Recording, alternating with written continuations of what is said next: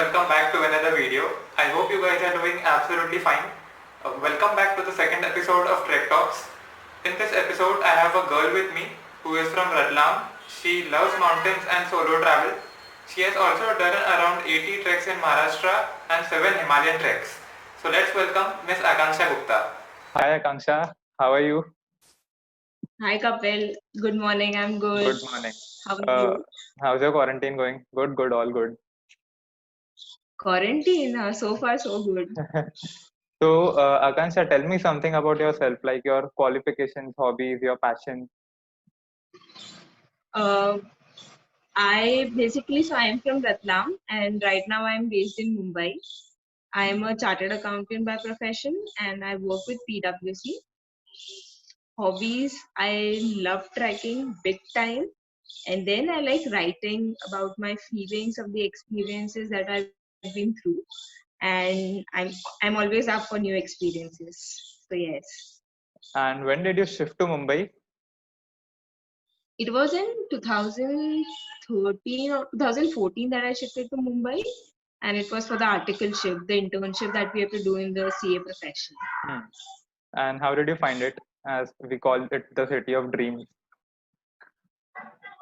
I just loved Mumbai, and the reason for me loving Mumbai was it's a place that it gives you your own space. I mean, and the people here care and concern for you, but just the right amount. Like if I'm lost or my phone is lost and I need some help, there'll be helping hands. People will come out and help. But on the same hand, if in a crowded local, I'm talking on a call and maybe crying over a breakup or laughing at a cracked joke, no one will even bat an eye. So Right. it's too much crowded, but then it gives you your own personal space. Like you can go to Marine Drive and on a Friday evening, and you really have to struggle to find a place. But once you do, then you're on your own. So that's True. something I absolutely love about Mumbai. So, how did trekking come into your life? Trekking. So the first trek I did was in 2015. 14 December 14 or January 15, my sister took me to this trek Gorakhgarh, and it just came naturally to me. I mean, I was able to climb and there was not much of an issue. Then there was a gap of this 1 year, and post that I did my second trek, which also turned out to be my first Himalayan trek. I was going through some difficult phase emotionally and mentally at that time, and one of my friends suggested, "Why don't you go for a Himalayan trek?" Now that time I did not know at all what Himalaya was, and I did not know how to pack. I mean, I packed like crazy. There would be at least 3-4 extra pairs that I carried. Then at least 2-3 jackets that I carried extra, which I did not use through the entire trek. My gloves were in bad shape, and I did not had shoes. I mean, I just went out. I did not know back then what it was like to trek in the Himalaya. So that time I packed, and I was meeting a friend just before leaving for the trek, and she gave me her shoe, in which I did the whole trek. It was a crazy then, adventure. but there was this moment. It was I think second or third day of the trek where I saw the most beautiful sunrise of my life. It was around 4 a.m. We were out in the freezing cold, and there was this huge black mountain in front of us, and it was black, completely black. And then suddenly the top is just a little part of it turned golden. It was like a king, wearing a golden crown, and that got me hooked. Wow. So, which was this trek? Kauri Pass. Kauri Pass. Okay. Yeah. And how did solo travel happen, like into your life? So solo travel more of came because of need rather than just the initial interest to go solo. So I'm not a very good planner. I just decide to go and I go. And there's not much time between deciding to go and actually going. Now to ask for people and to get them ready is really a challenge when you have such a short period of time. So I'll tell you what happened once was when I was planning a trek to, so I was not planning for a trek actually, but I just had my interview for the CA and I got a job. And I had some 20 days ka gap before I had to join the job. And I decided that I have to do a trek in this duration. So I got the job today. Then the next day I went for shopping because I had somewhere in my mind, I had a thought that I wanted to do Parangla trek. It's a crossover from Spiti to Leh. You can also do it from Leh to Spiti. Hmm. So I just, did the shopping. I went to Decathlon and did the shopping according to it. And next day I came to Ratlam, my hometown. And then my father said, "तुझे जाना ही है तो why not leave tonight?" I was like, yeah, why not? So वो पूरा दिन packing में गया. Mummy and I were packing. Papa did all the ticket managing and everything. And that night I left. I did not know that then what trek I was doing, or I wanted to do Parangla, but I did not had any guide contact or anything which would fit my budget. And I ended up doing Stroke Kangri and Markha Valley trek. But so in this span of 2 years, there's not enough time, to ask someone to get someone ready. So that is how solo traveling happened. And once it started, I just couldn't, I just loved doing it because it provides you the freedom to travel and there is no voting involved if there's some conflict. You are on your own. Very So true. that's something that I really enjoyed. Yeah.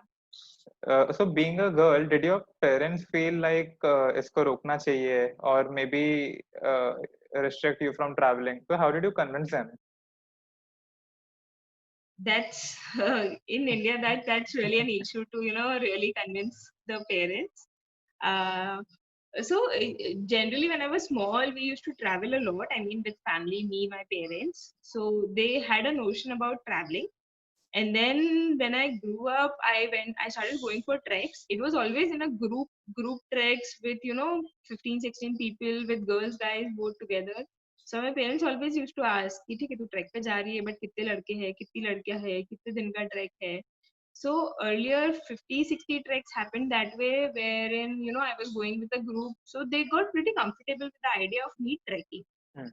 Now about going solo, so when I first went really solo, like in this late trip, I did not tell them that I'm going solo. I told them that end of the line there are people who are 15, 16 people who will be leaving for the trek, and there are others who are going to go with me and everything, and there is going to be a guide. And that is how I told them, because I knew that for Stoke Kangri, when I do, so a lot of people does that trek on a daily basis. So that is how I started telling them. Then secondly, I went for Nepal. I told them that okay, there are going to be some group of people who are going to do the trek. So they were pretty comfortable. Though my cousins and my brother knew about whole itinerary and what time I will be where, but just little, restricting little information to what I really give to my parents. And during the trek, they realized that I'm on my own. So, and then when I finally went for backpacking in Himachal on my own, they knew that I was going alone and they were okay with it because, you just have to give them in patches the information. Yes.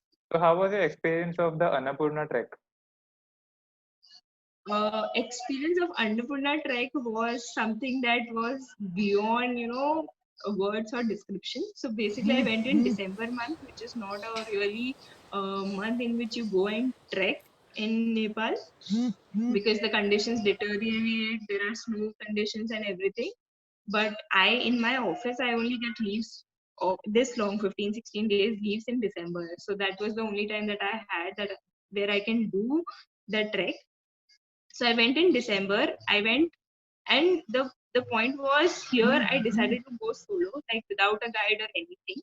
I did extensive research about what the route is, how the trekking in Nepal works, And I knew some friends who did the trek. I spoke to them. I found people on Facebook and Instagram who had done the trek. I spoke to them about what are the things to carry, how it is, and everything. And then I just set out.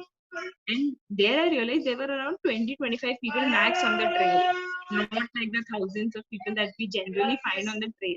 Yes. Just the 20-25, and they were hardcore trekkers. I mean, because December is really not a month for trekking, so just the people who used to come were really into trekking, really have the natural love for mountaineering, and they were crazy people. मतलब ऐसा होता था कि there was a guy and a girl who were there for a year, for a month in Nepal, and they would just see at the map और उनको दिखता था कि हाँ इधर से कुछ रास्ता दिख रहा है, why not try this before we move ahead. So that kind of people.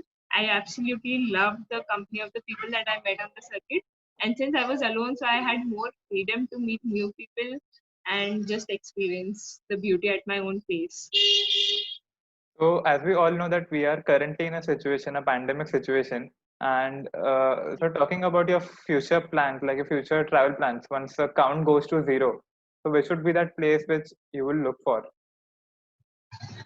First of all, we all don't know when the count is going to go 0, and trekking is like a very season specific business. So I had it in my thoughts that I want to do Kashmir Great Lakes. Like I really wanted to do it, but the season for it is only till September, and I'm not sure if traveling is going to be okay till at least September this year. So then we just never know when the pandemic will break and when we will really have comfort in traveling. Yes. So my plan right now is to just wait, see which month the things really go right, and then whatever trek is best suited for my experience and my difficulty in that month, maybe we'll go for that. So any message for our viewers, especially girls who would love traveling or trekking?